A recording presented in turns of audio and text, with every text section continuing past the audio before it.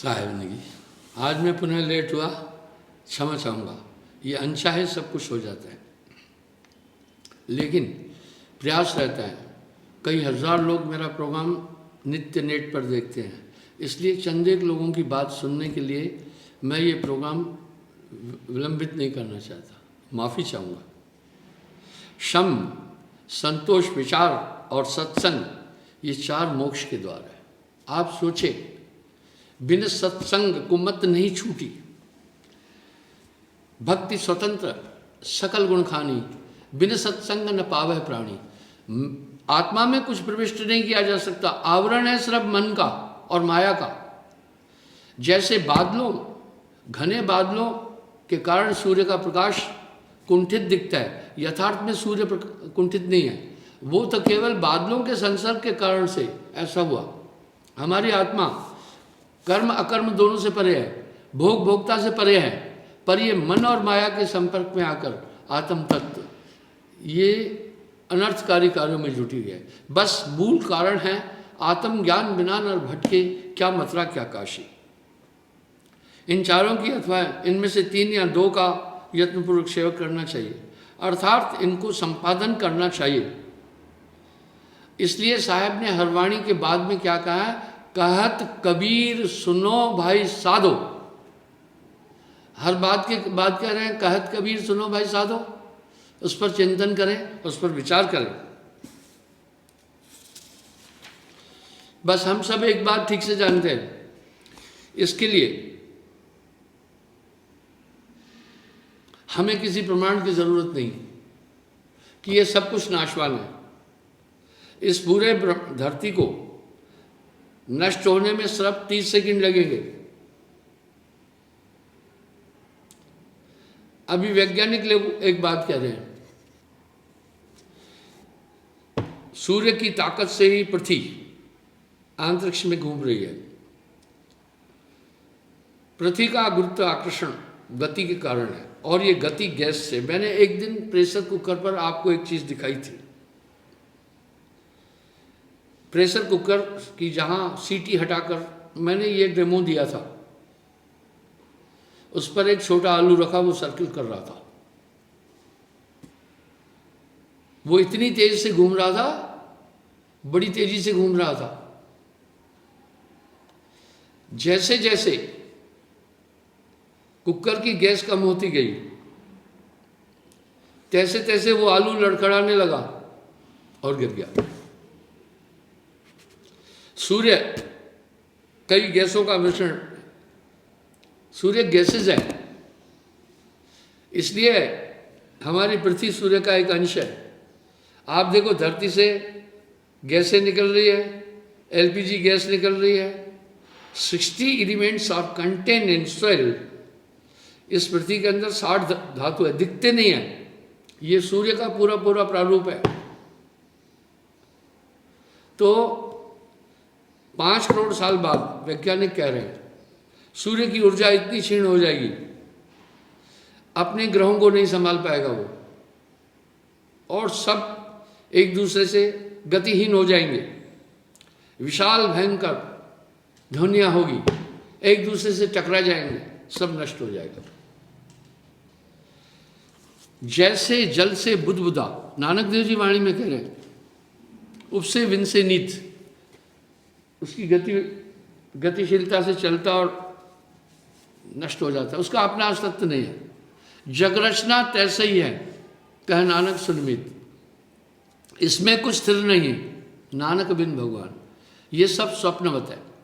मैंने साहब का एक शब्द कई बार कहा, अंड और ब्रह्मांड स्वप्न, पिंड और ब्रह्मांड स्वप्न, चंद्र सूर्य भास स्वप्न, वाचा अवाचा स्वप्न, पंच में प्रपंच स्वप्न। स्वप्न का सब रूप है। गुरु शिष्य बोध स्वप्न, ये सब स्वप्न है। वाह। अब साहब भी कह रहे हैं जगत है रैन का सपना। जब हम स्वप्न देखते हैं, अवस्थाओं का खेल है केवल, ये सिर्फ अवस्थाओं का खेल है। मैंने इस अवस्थाओं पर काफ़ी बार बातचीत की है। जागृत, स्वप्न, सुसुप्ति, तुरिया आदि ये अवस्था हैं 4। तुरिया के बाद तुरियातीत है। तुरिया तक हम अभी जागृत अवस्था में हैं, ये भी स्वप्न है। अब साहब भी तो वाणी में कह रहे हैं, जगत है रैन का सपना। स्वप्न से जागने के बाद अभीष्ट कुछ भी नहीं होता है। अगर आपने नींद में बहुत बड़े बड़े महल देखे, जागृत अवस्था में पहुंचने के बाद उसका एक किंचन मात्र अंश भी नहीं रहता है। इस तरह इस विश्व का ये पूरा मायावी संसार है, ये स्वप्न है, अवस्था का खेल है। जब आप जागृत में आते हैं, ये संसार नित्य और सत्य लगता है, यथार्थ ये स्वप्न के तुल्य है। जो सपना देखना जग रचना तुम जान, इसमें कुछ साचो नहीं नानक बिन भगवान। ये स्वप्न है बस इन अवस्थाओं में। इसलिए सुसुप्ति में वृक्ष आदि है, उनमें भी प्राण है, योनि है, जलचर योनि में। और स्वप्न में पशु पक्षी है, अन्य जीव है। जागृत में मनुष्य है और तुरिया में देवगण है। तुरियातीत में योगेश्वर पहुंचते हैं। ये अवस्थाओं का खेल है। अब साहब जिस अवस्था में भी आप पहुंचेंगे वो सत्य लगेगा, वो सत्य लगता है। अगर नींद में आपको भयावह चीज देखी, आपको सत्य लगती है, वैसा ही दुख होता है जैसा इस अवस्था में होता है। बस ये अवस्थाएं हैं, ये सब भ्रमांक है, ये सब माया भी है। इनसे परे आत्मा नित्य है, वो ज्यों की त्यों है, वो किसी भी तरह से घटती बढ़ती नहीं है, उसे न्यूनाधिक नहीं किया जा सकता। राम जी को यही उपदेश दे रहे वशिष्ठ जी, हे राम ये जगत स्वप्न तुल्य है, इसमें कुछ भी राघव सत्य नहीं है। हम सब देखते हैं जब इंसान शरीर छोड़ता है, थोड़ी देर के बाद शरीर फूलना शुरू हो जाता है 24 घंटे में, और 36 घंटे बाद इसमें दुर्गंध आती है, और 3-4 दिन बाद इतनी दुर्गंध होती है, इतनी दुर्गंध होती है, इतनी चूहा मरने पर दुर्गंध नहीं होती। छिज्जल पावक गगन समीरा पंच तत्व को अधम शरीरा, ये पिंजड़ा है। जिस शरीर के लिए आदमी इतना ललाशित है, ये मोह माया के कारण लग रहा है। हे राम यथार्थ में संसार का तो सृजन नहीं हुआ है।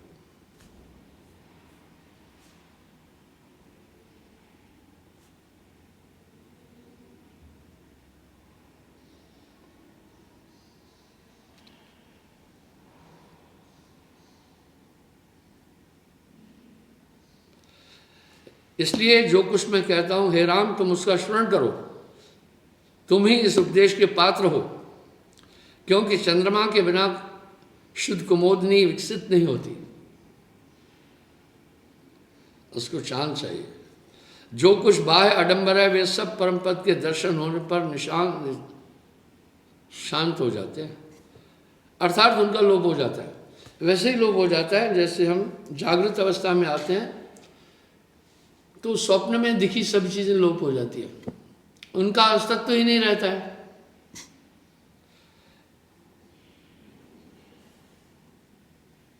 यदि शुद्ध चित्त होकर मनुष्य ज्ञान से शांति को न शांत हो तो न संसार है और न अनर्थों के पदार्थ है। अब यहाँ एक सवाल उठा, एक हम सबके डीएनए में एक नेचुरल बात है, ये मनुष्य परमात्मा की प्राप्ति के लिए ध्यान क्यों एकाग्र कर रहा है?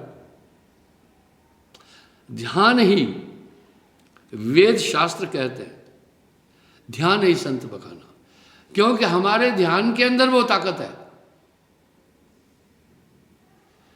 जिस प्रकार ये सुरती से पूरा संसार है, सूरत से रचो संसार, जो कुछ है वो सूरत है, कहीं कबीर समझाए।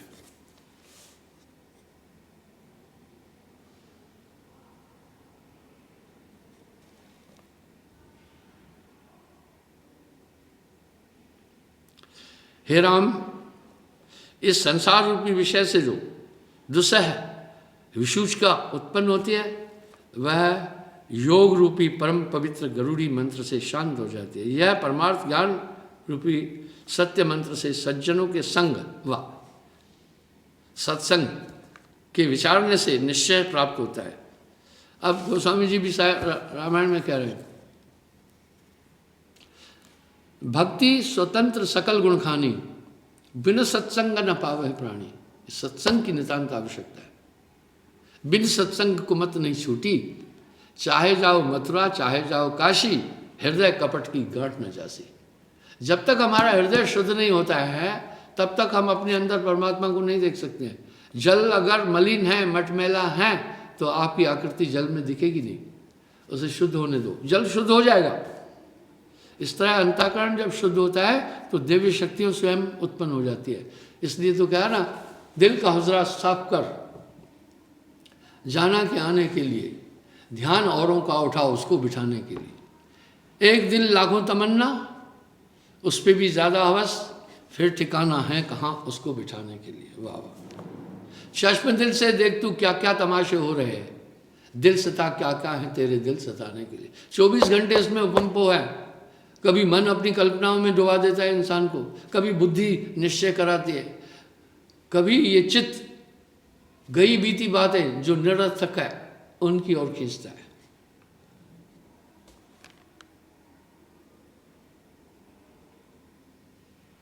विचार करने से संपूर्ण क्लेश निश्चय नष्ट हो जाते हैं। इसलिए विचार दृष्टि को का अनादर से देखना उचित नहीं है। जो मनुष्य विवेकी, शीतल हृदय और चिंता रहते हैं, वे संपूर्ण मानसिक व्यथाओं को ऐसे त्याग देते हैं जैसे सर्प अपनी पुरानी केसरी को छोड़ देता है। मेरे पास कुछ लोग आते हैं, बेचारे भोले भाले हैं, उनमें श्रद्धा भी है। वो कहते हैं जी सास हमें बड़ा परेशान करती रहती है। उनको देखता हूँ वो बहुत परेशान है। और कुछ बूढ़ियाँ आती हैं, आकर प्रार्थना करती हैं, गुरुजी बहू बहुत परेशान करती है। कुछ लोग आते हैं आकर कहते हैं गुरुजी स्त्री बात नहीं मानती, परेशान करती है। कुछ आकर माताएं बहनें कहती हैं बंदा मारता पीटता शराब पीता है, परेशान करता है। मैं कहता हूँ किसी की टेंशन लेना नहीं, उसके पास टेंशन ही भरी पड़ी है। मुझे एक वृत्तांत याद आ गया। एक बार महात्मा बुद्ध प्रवचन कर रहे थे, इतने में एक व्यक्ति आया, उनको अपशब्द कहने लगा, पाखंडी हो, फलाना हो, ये है, दम्भी हो, झूठे हो, अनाप शनाप बोलने लगा। इतने में महात्मा बुद्ध का एक शिष्य बैठा था। बोला महाराज आज्ञा दो, अभी इसको मैं सीधा कर देता हूँ, बक बक किए जा रहा है, ये आपके सम्मान के विरुद्ध बोल रहा है। महात्मा बुद्ध ने कहा हे वत्स शांत रहो। उन्होंने अपने पास से एक फल उठाया, कहा ये किसका है? महात्मा बुद्ध ने कहा, बोला गुरुवर आपका है। बोला अगर मैं आपको दिया तो किसका हो गया? बोला फिर मेरा हो गया। अगर आपने नहीं लिया तो? बोला पुनः आपका है। हे वत्स, इस तरह इसके हृदय में ज्वाला भरी पड़ी है, इसके हृदय में घृणा का गुब्बार है, इसके हृदय में ऐसे कुंठित विचार है, ये सब उंडेल कर मुझे दे रहा है, मैं नहीं ले रहा हूँ। इसलिए आप टेंशन किसी की मत लेना।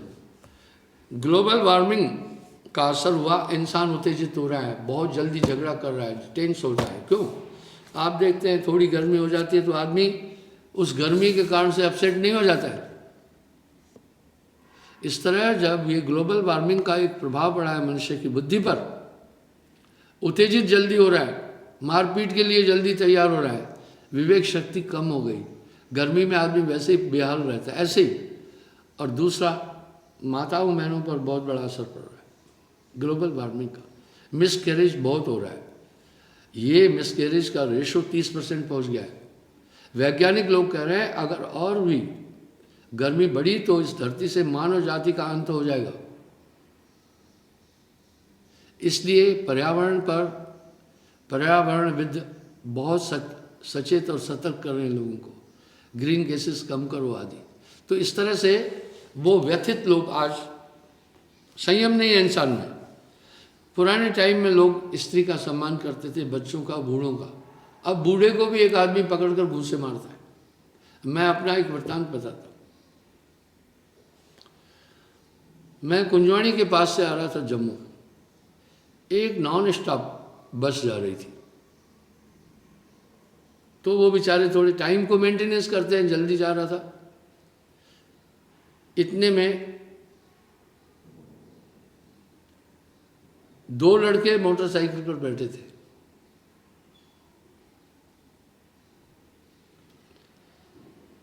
जब उन्होंने गाड़ी को क्रॉस किया, गलती उन्हीं की थी,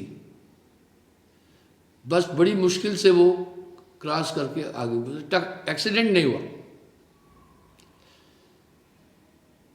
ट्रक ड्राइवर बेचारे ने बचाया गाड़ी को, गाड़ी खड़ी की, दोनों लड़के आए। आप मानेंगे, उसको ड्राइविंग सीट से नीचे घसीट के उतारा। वो सीनियर सिटीजन था, 62-63 साल उम्र थी। मुंह में मुक्के मारना शुरू किया, उसके खून आया। आप सोचे, उसने बोला, पुराने ज़माने में लोग जब कोई मारपीट करता था बचाते थे, आजकल कोई बचाता ही नहीं है। आप रोज टेलीविज़न पर देख रहे हैं, सरेआम लाठीबाजी, चाकूबाजी, बंदूकबाजी होती है। लोग मूक दर्शक बनकर देखते हैं। वो चिल्लाता है, मुझे बचाओ, कोई नहीं बचाता। अच्छा, जैसे तैसे करके वो बेचारा बुजुर्ग फिर गाड़ी में बैठा। जब घर जाएगा तो बच्चे पूछेंगे ना कि पापा तुम्हारा मुंह क्यों फूला हुआ है। आज हम ऐसी त्रासदी से गुजर रहे हैं। हमेशा आप दूसरे से वैसा व्यवहार करो जो अपने प्रति चाहते हो। जो जैसा व्यवहार आप अपने लिए नहीं चाहते हैं, वैसा व्यवहार आप दूसरे के लिए कभी ना करें। दूसरी बात, केवल मनुष्य संवाद कर सकता है, बातचीत कर सकता है। झगड़ा तो बड़े बेवकूफ़ों का काम है। झगड़े में नुकसान ही नुकसान है, हारने में भी नुकसान है, जीतने में भी नुकसान है। कल अगर उसके परिचित निकला वो आदमी जिसने उनके बाप को मारा, बच्चे बड़े और सक्षम हो जाएंगे, बदला लेंगे, ठीक है। इसलिए हारना भी हानिकारक है, जीतना भी हानिकारक है। इसको बढ़ाना चाहिए, विवेक से काम लें।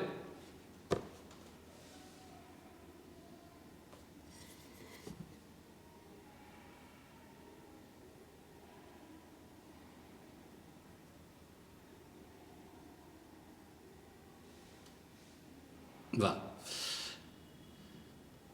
हे रघुकुल चंद्र, यदि महामुनि, महर्षि, संत, विप्रगण और राजगण अपने शरीर को ज्ञान रूपी कवच से ढकते हैं, तो कष्ट सहन करने के अयोग्य होने पर भी दुखदायक सांसारिक पीड़ाओं को अनुभव करते हुए भी प्रसन्न मन रहते हैं, सुख और दुख से परे हो जाते हैं।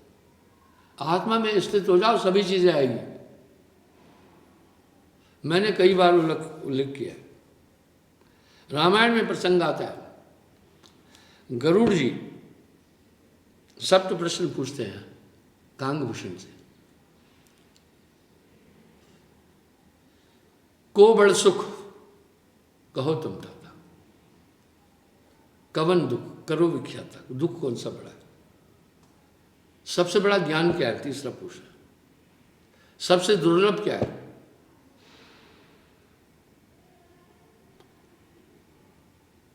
सबसे बड़ा पुण्य क्या है? सबसे बड़ा पाप क्या है? आदि ये 7 प्रश्न पूछ रहे हैं। बड़े मार्मिक प्रश्न थे। कांगभूषण कह रहे हैं, नहीं दरिद्र सम दुख जग आना। दरिद्रता से बड़ा कोई दुख नहीं है। क्योंकि दरिद्री कौन होता है भाई? एक तो है अमीर, एक है मध्यम वर्ग, एक है गरीब, एक है बीपीएल, और दरिद्री वो हैं जिसके पास न कपड़े हैं, न भोजन खाने की कोई चीज़ है, बच्चे भूख से तरस रहे हैं, वो दरिद्री है। नहीं दरिद्र सम दुख जगाना, ये बहुत बड़ा दुख है। संत मिलन सम सुख नहीं जाना। संतों के मिलने से बढ़कर कोई सुख नहीं है। और ये 3, परहित सरस धर्म नहीं भाई, दूसरे के का भला करने से बड़ा कोई धर्म नहीं। पर पीढ़ा सम नहीं अधमाई, वाह, दूसरे को तकलीफ देने से बड़ा कोई पाप नहीं है।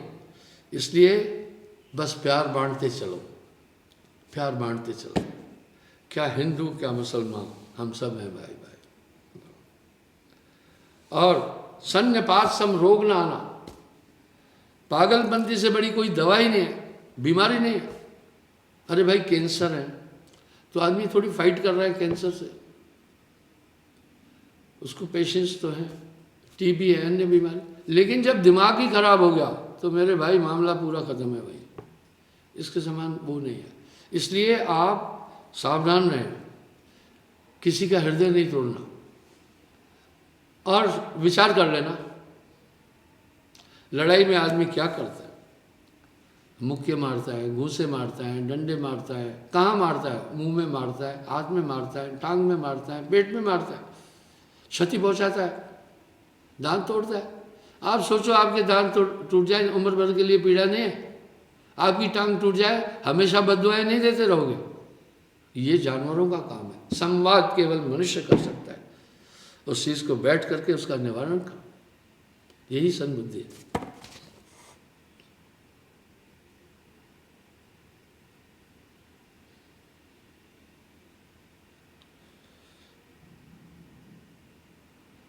अज्ञान के क्षीण होने पर जब ज्ञान रूपी मेघ का उदय होता है, तब श्रेष्ठ आत्मा तत्व की प्राप्ति होने पर मनुष्य का इस संसार में ब्रह्मांड सुख का हेतु दुख का नहीं, सब परमार्थ ज्ञान से और आत्मज्ञान से हम ज्ञान ना आना।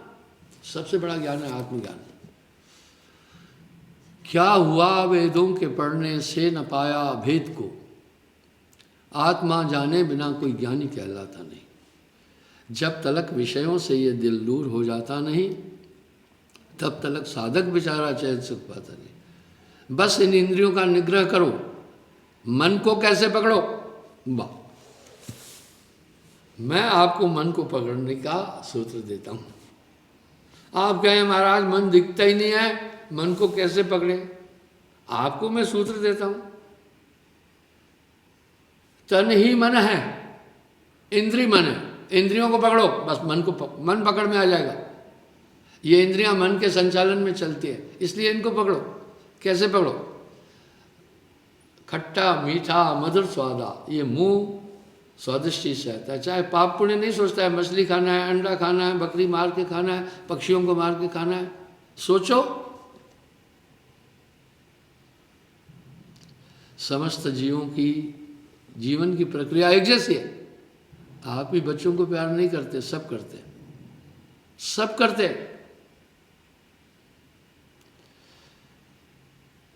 इसलिए जीव न मारो बापरा, सबके एक प्राण, हत्या कबो न छूटती, कोट सुनो तुम प्राण। कबरा इस संसार में दो बातें हैं सार, सुख दिए सुख होते हैं, दुख दिए दुख होते। किसी को दुख नहीं देना।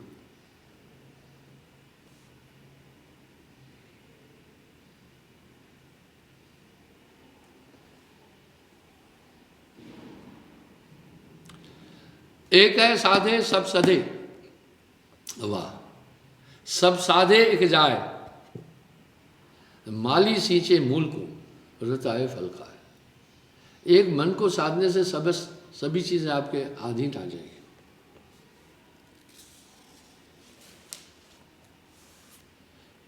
हे राम, इस संसार में आत्मा का साक्षात्कार करने वाले सुबुद्धगण इस ज्ञान दृष्टि का अवलंबन करके राज्य को प्राप्त मनुष्य के समान आनंद पूर्वक विचरते हैं। न किसी विषय की कांक्षा करते हैं और न शुभ और न अशुभ किसी वस्तु के लिए प्रार्थना करते हैं। ये सब कार्य करते हैं, वे शुद्ध भाव से रहते हैं। जो कुछ करते हैं सब शुद्ध करते हैं और शुद्ध मार्ग में गमन करते हैं और ग्रहण और त्याग पक्ष से रहित अपनी आत्मा में ही स्थित रहते हैं। आत्म ज्ञान सम ज्ञान न आना। इसलिए बंधुओं, ये दुर्लभ तन है। मैंने उस दिन भी कह रहा था, नाशवान संसार होने के बाद भी आकर्षित है। ये देह नाशवान है, फिर भी महत्वपूर्ण है।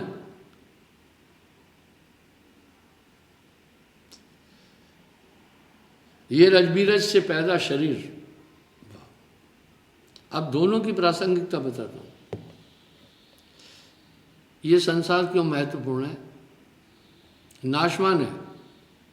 ये संसार और ये मानव तन, इसके लिए देवता भी रोते हैं। ये एक ऐसा बस स्टैंड है, यहां से जहां भी जाना चाहो जा सकते हो। ये ऐसा चौराहा है मानव जीवन और ये संसार, ये ब्रह्मांड संसार। आप अगर नर्क जाना चाहते हो जा सकोगे, बुरे कर्म करो, शास्त्र विदित है सब कर्म। अगर आप स्वर्ग की प्राप्ति करना चाहते हो, उसके लिए रास्ता है, रूट है। शास्त्र नेविगेशन का काम करते हैं। आप शुभ कर्म करो, दूसरे का भला करो, किसी को दुख न दो, सत्कर्म करो, स्वर्ग जाओगे। यहीं से ही रास्ता देवत्व के लिए भी है। आप इस मानव तन में रहकर देवत्व को भी प्राप्त कर सकते हैं और ब्रह्मत्व को भी। इसलिए सन्यासी संसार का त्याग करके ब्रह्मनिष्ठ होकर कहते हैं अहम ब्रह्मस्मि। अगर आप चाहें, देखा कितना कौतुक है इस संसार में, आप चाहें तो इस तन को प्राप्त करके निर्विकार निरंजन की प्राप्ति भी कर सकते हैं। इसलिए योगेश्वर लोग उसकी प्राप्ति की चेष्टा करते हैं। आप चाहें तो एक पूर्ण सद्गुरु को प्राप्त करके अनंत मोक्ष की तरफ, सतलोक की तरफ भी जा सकते हैं गुरुमुख होकर। देखा कितना आश्चर्य है। इसमें विकल्प ऑप्शंस ज़्यादा है। iPhone 11 जब खरीदा था इसकी कीमत 1,25,000 रुपये थी और साधारण फ़ोन है, मैं उसका यूज़ करता हूँ 1,200 रुपये। इसमें विकल्प एप्लीकेशंस बहुत है, इसलिए कीमत है, इसलिए दुर्लभ तन है। इस तन को प्राप्त करने के लिए देवता लोग भी आकांक्षा करते हैं हमें ये मिल जाए। इसमें 6 शरीर है, बाकी में नहीं है। भैंस स्वप्न नहीं देखती है, वो स्वप्न लोक में नहीं जाती है। देवताओं के पास स्थूल शरीर नहीं है, पर इसके पास स्थूल सूक्ष्म कारण महाकारण ज्ञान विज्ञान शब्द है। इसकी कीमत इतनी क्यों है? इसमें एप्लीकेशन ज़्यादा, विकल्प ज़्यादा है। इसी प्रकार ये तन धन भाग जगीरे मानुष देह मिली रे मिली। अगर इस शरीर को सिर्फ विषय भोगों का आपने संसाधन समझा है तो बड़ी बेवकूफ़ी है। उसको शास्त्रों में पामर और अज्ञानी कहा गया। इसका तो लक्ष्य है सुर दुर्लभ मानव तन पाया। श्रुति वेदों को कहते हैं, पुराण सदग्रंथन गाया, साधन धाम मोक्ष का द्वारा जे न पाए परलोक सवारा। ये तो परम मोक्ष देने वाला। देवता लोग इसकी आकांक्षा करते हैं। इसलिए भाइयों, आप में और परमात्मा में कोई दूरी नहीं है, बीच में एक पर्दा है मन और माया का। साहब क्या करे, साहब तेरे साथ।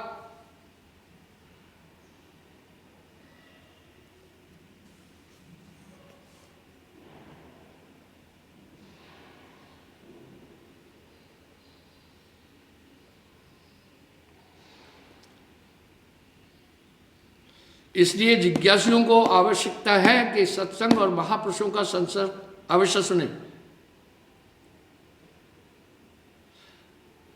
बिना सत्संग को मत नहीं छूटी। मूर्खता से बड़ी बड़ी विपत्तियां और तुच्छ दृष्टि योनि ऐसे उत्पन्न होती है जैसे खादर के वृक्ष से कांटे। हे राम, पात्र हाथ में लेकर चंडाल के घर भिक्षा मांगना उत्तम है, परंतु मूर्ख से दूषित जीवन अच्छा नहीं। इसलिए इस काया में सब कुछ भरा पड़ा है।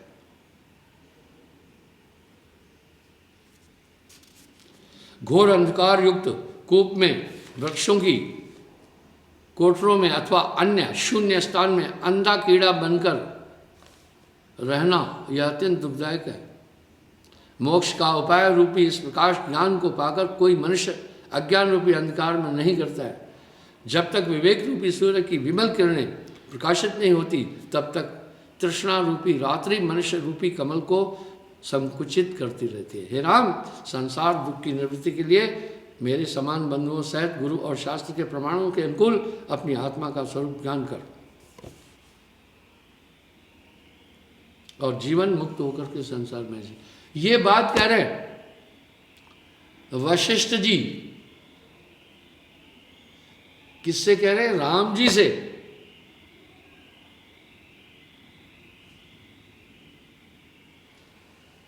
क्या कह रहे हैं? जो राज्य आदि के ही सुख संभोग मात्र से संतुष्ट है, उन दुष्ट मनुष्यों को अंधे मेंढक समझना। हाँ, इतना कठिन बोल रहे हैं। मैं अक्सर कहता हूं, दुनिया में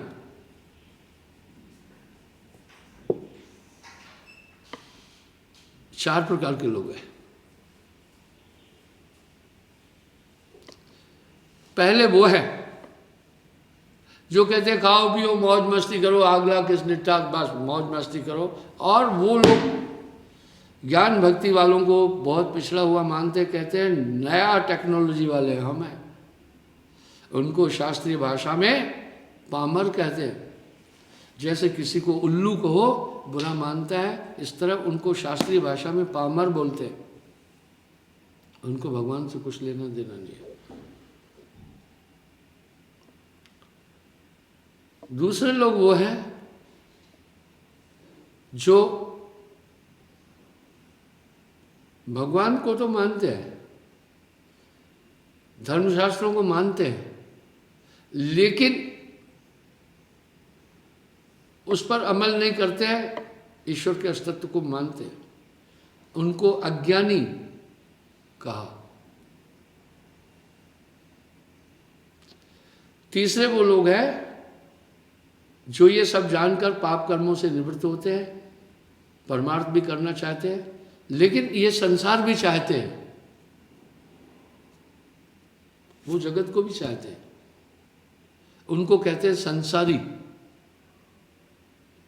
और चौथे वो लोग हैं जो हमेशा सतर्क हैं, वो चिंतन करते हैं मनुष्य तन आत्मा के मोक्ष के लिए, मोक्ष प्राप्ति के लिए मिला है, हमेशा मोक्ष की प्राप्ति के लिए सजग रहते हैं। उनको जिज्ञासु कहते हैं। तो बंधुओं, आप जैसी संगत में उठेंगे बैठेंगे वैसे गुण आएंगे आपके पास में। मैंने एक बहन जी है सेवादार, थोड़ी उससे गलती, मैंने कहा मैंने तुम्हें कितनी बार समझाया।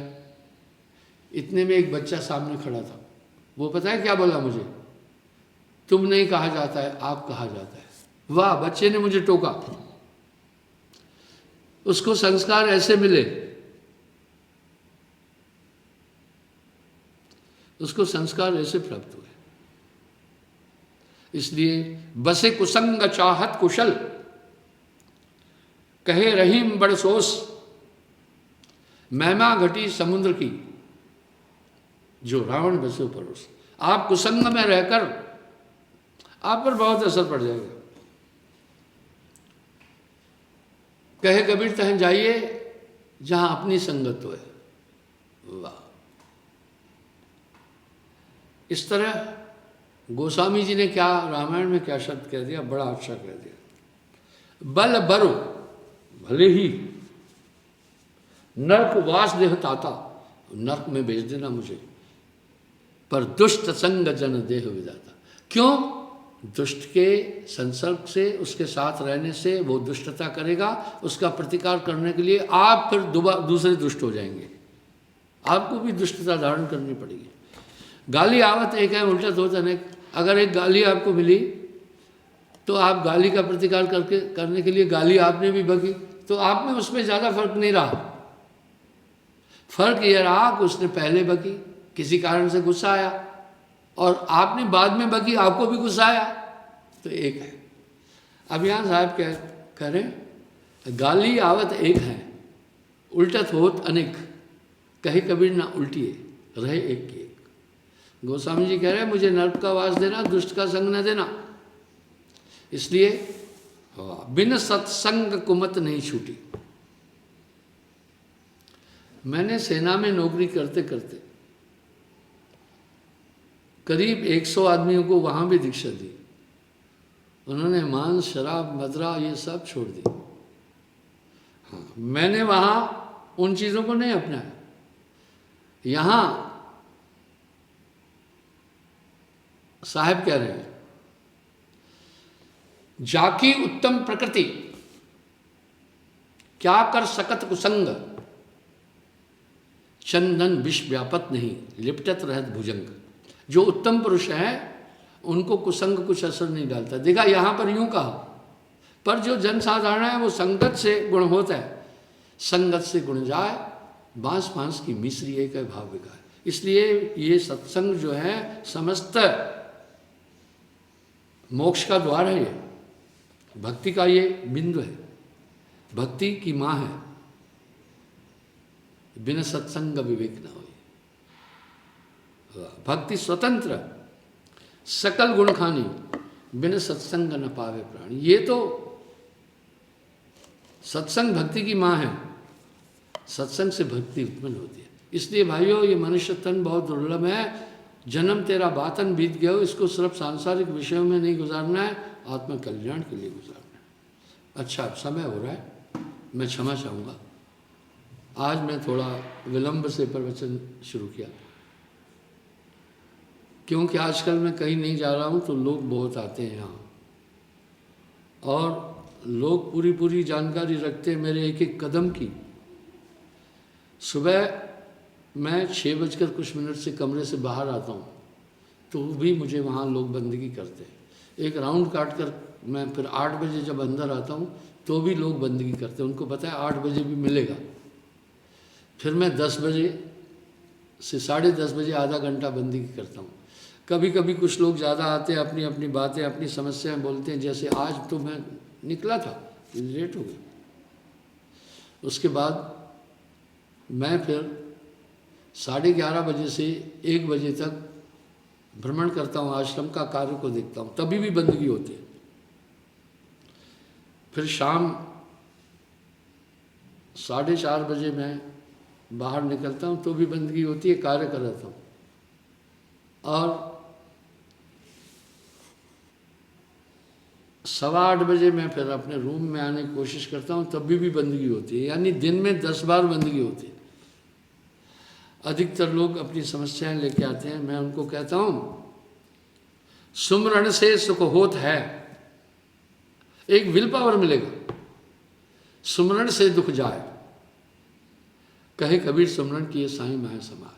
ये संसार दुखों का घर है, इसमें सिर्फ 2 सुखी है, नानक दुखिया सब संसार। पूरी दुनिया दुखी है। पहला कौन सुखी है? से ही सुखी जय नाम आधार, नाम बिना दुखी तीनों देवा, गण गंधर्व करे जिनकी सेवा। दूसरा कौन? जो संघर्ष करता है। वाह, दृढ़ संकल्प होकर। हमारे यहाँ हमारी रेजिमेंट में स्लोगन था, बिना परिश्रम यश कहाँ। वाह। और राष्ट्रीय जो रेजिमेंटल सॉन्ग भी बड़ा प्यारा, वीर भारत के सैनिक हम हैं, महार सैनिक हम। कड़ी आती है उसमें, चाहे पड़ रही धूप कड़ी हो, वर्षा की लग रही झड़ी हो, आंधी या तूफान उठाओ, चमक पड़े बिजली चम चम चम, तो भी कार्य न छोड़े हम, धर्म से मुंह ना मोड़े हम, कठिनाई से कभी न डरते, आगे बढ़ते कदम कदम। विद्याधारण ध्येय हमारा। वाह, ध्येय हमारा विद्याधारण, पर सेवा संकल्प हमारा। ब्रह्मचर्य में नित्रत रहकर रहे सत्य पर दृढ़ हम। बड़ा मार्मिक सॉन्ग है, बड़ा मार्मिक है, लोग कम उसका अर्थ समझते हैं। तो इस तरह से क्या है, आप दूसरा सुखी वो है जिसमें संघर्ष करने की ताकत है। वो कठिनाइयों से संघर्ष करता है। थोड़ी मुसीबत आई, डे होकर के पड़ गया तो उसको डिप्रेशन में आ जाएगा। इसलिए दुखों का घर है, उसमें सुख ढूंढे ही नहीं। तो सुमरण में बहुत आनंद है और आत्मा में आनंद है। आत्मज्ञान बिना नर भटके, क्या मथुरा क्या काशी। संसार के सब कार्य करते, आत्म कल्याण के लिए भी तो टाइम निकालना है साहब ने।